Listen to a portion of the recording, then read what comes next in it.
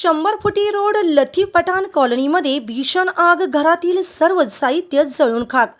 सांगलीतील 100 फुटी रोडवरील लथी पठाण कॉलनीमध्ये आज दुपारी राहत्या घराला अचानक फ्रीजचा सिलेंडर फुटल्यामुळे भीषण आग लागली।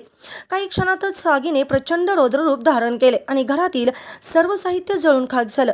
आगीच्या वेळी घरामध्ये 2 भरलेले गॅस सिलेंडर होते। परिस्थिती अत्यंत गंभीर असतानाही माननीय नगरसेवक फिरोज पठाण यांचे पुतणे इम्रान लतीफ पठाण यांनी जीवाची पर्वा न करता आग लागलेल्या घरात प्रवेश करून धाडसाने दोन्ही सिलेंडर बाहेर काढले आणि मोठा अनर्थ टळला।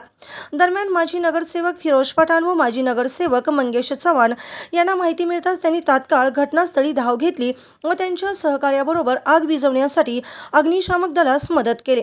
त्यांनी दाखवलेल्या तत्परतेमुळे आग नियंत्रणात आणण्यास मोठी मदत झाली।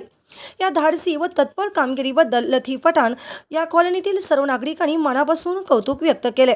सुदैवाने कुठलीही जीवितहानी झाली नाही, मात्र आर्थिक नुकसान झाले आहे।